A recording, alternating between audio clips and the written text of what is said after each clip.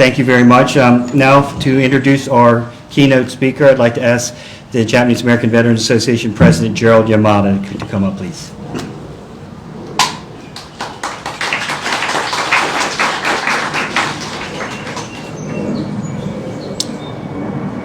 It's my privilege to introduce Major Kei Izumihara. Kei is on the executive board of JAVA and serves as our secretary as well as on the scholarship committee. Kei is you may not know it looking at her, but she's an excellent juggler of time. First of all, she's a UC Irvine graduate, master's from Columbia University, has a military career. The early part was active duty in the Army, serving in Guantanamo Bay, Italy, Iraq, and Africa. She's a total of 20 years of military service, is still in the U.S. Army Reserve. When I say she is a juggler of time, expert juggler, she balances her time in the service. She's married with a loving husband. She's a mother of twins, two beautiful children that are with us today, and 2 cats. So it's my privilege to introduce our speaker, Major Kei Izumihara. Kei?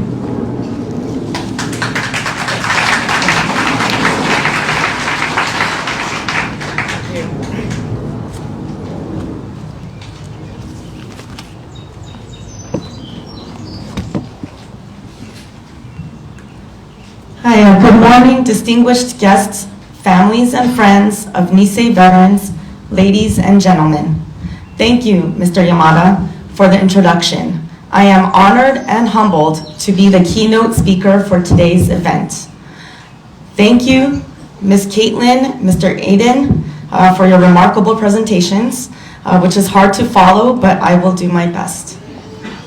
Finally, thank you to the Kobayashi family for continuing to organize this event for the last 75 years.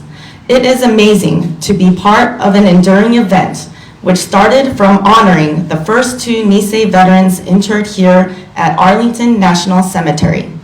Today, we are honoring over 100 fallen Japanese American service men and women who served in all wars since World War II, who have earned their spaces to rest among great American military veterans.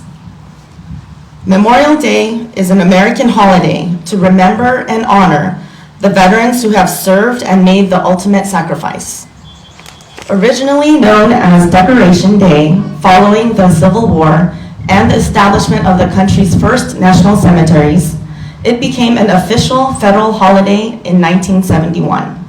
Many Americans will gather this weekend at national cemeteries across the nation and the globe to honor the fallen servicemen and women, including 26 permanent American cemeteries and 32 federal memorials, monuments, markers located in 17 foreign countries, most of which commemorates those who served in World War I and World War II.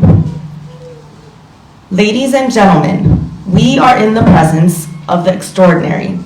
Many Nisei soldiers are among the American heroes buried here at Arlington National Cemetery. The segregated all-Japanese American 442nd Regimental Combat Team are remembered as the most decorated unit for its size and length of service in the history of the U.S. military. The 442nd boasts an impressive combat record: 7 Presidential Unit citations, 21 Medals of Honor, 53 Distinguished Service Crosses, 588 Silver Stars, 5,200 Bronze Stars, and 9,486 Purple Hearts. In addition, Congress awarded all members of the 442nd, 100th Infantry Battalion, and Military Intelligence Service the Congressional Gold Medal for their heroic service during World War II. This year marks the 80th anniversary of the formation of the 442nd Regimental Combat Team, known for their motto, "Go for broke," meaning they gave it their all to win big. Following Pearl Harbor and President Roosevelt's signing of Executive Order 9066, Niseis were stripped of their constitutional rights and incarcerated. Subsequently, thousands of Niseis were eager to prove their loyalty to their country and volunteered to serve in the 442nd and 100th Infantry Battalion. After over a year of intense training at Camp McCoy, Wisconsin, and Camp Shelby, Mississippi, the 100th Infantry Battalion from Hawaii first landed in North Africa, then headed to southern Italy, where they fought valiantly in the Battle of Monte Cassino. This hard-fought battle earned them the nickname the Purple Heart Battalion, due to so many casualties. Then, they merged with the 442nd to replenish their ranks. The 442nd's notable combat actions included the rescue of the lost battalion of 211 Texan soldiers in eastern France, liberating French towns of Briare, Belmont, and Bifontaine, liberating the Dachau extermination defensive line in northern Italy. These heroic actions resulted in 9,486 total casualties and 600 men killed. In addition, more than 6,000 Niseis served in the Military Intelligence Service, using their language and cultural skills to save countless lives and shorten the war immeasurably. As America's secret weapon in the Pacific, they interrogated prisoners, infiltrated enemy lines, and translated captured documents, including Japan's Z-Plan for the defense of the Philippines. They served in every combat theater and campaign, and at all echelons from front lines to higher headquarters, with the US and other allied forces. Many of these Niseis had strong ties to Japan, and some even lived and studied in Japan prior to the war. They were very instrumental in the occupation and rebuilding of post-war Japan. As President Truman stated upon the Niseis homecoming parade, "You fought not only the enemy abroad, but you fought prejudice at home, and you won." I am not a descendant of a Nisei soldier, but my American roots originate from the war. My maternal grandfather, Reverend Seimoku Kosaka, was working at a Buddhist temple on the West Coast. After the attack on Pearl Harbor, he was detained and spent the war in various internment camps. My father, born in Honolulu, Hawaii, spent his youth under martial law and with a daily curfew. During this time, his family was forced to destroy their Japanese cultural heirlooms to prove loyalty to the US. He enlisted in the US Army after high school and served in Korea in the late 50s. He always reminded me throughout my childhood that I should be proud to be an American because of the sacrifices of the 442nd and 100th Infantry Battalion. Growing up in Los Angeles, I recall placing American flags across the LA National Cemetery on Memorial Day events. Now, as an adult, I reflect on the last 20 years in the US Army Reserves, performing endless training and volunteering for active duty tours across the globe.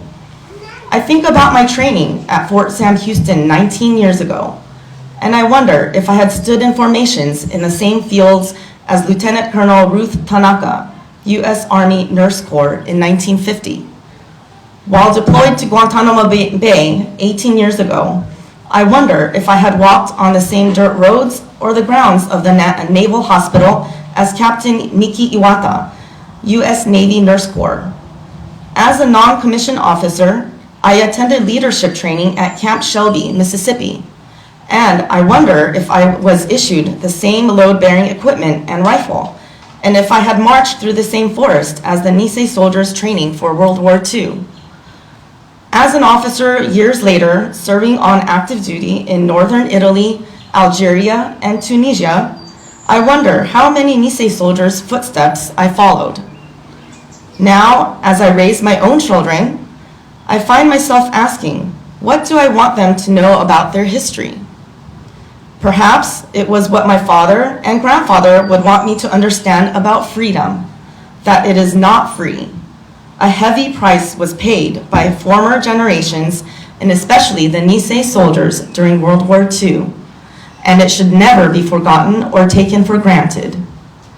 I have experienced my fair share of injustices and discrimination, and the world today is far from perfect.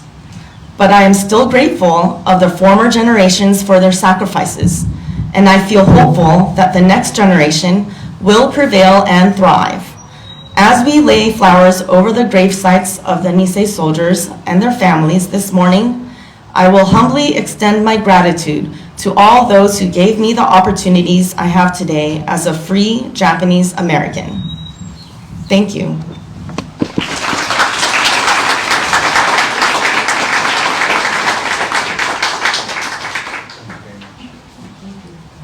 Okay. Well, first of all, Kay, thank you for that very insightful presentation. Let's give her another round of applause. I'd like to ask the sponsors of this to come forward, representative from each of the groups, and to make a presentation to Kay. Terry, if I can ask you to join us, that'd be great as well, and as well as Turner. Who are we? Oh, okay, great. Kay, well, first of all, on behalf of Java, let me give you a Java coin. It's inscribed with your name and today's date.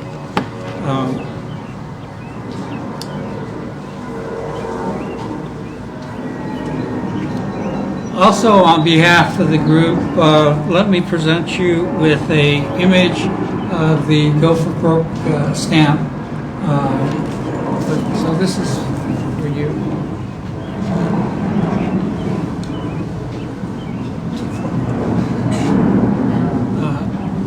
As many of you are aware of the National Japanese American Memorial, which is located in Washington, D.C. That was opened in 2000, and this is the history of who sponsored, how it was built, and the meaning of the book. And so I hope you will enjoy this as well. Thank you very much.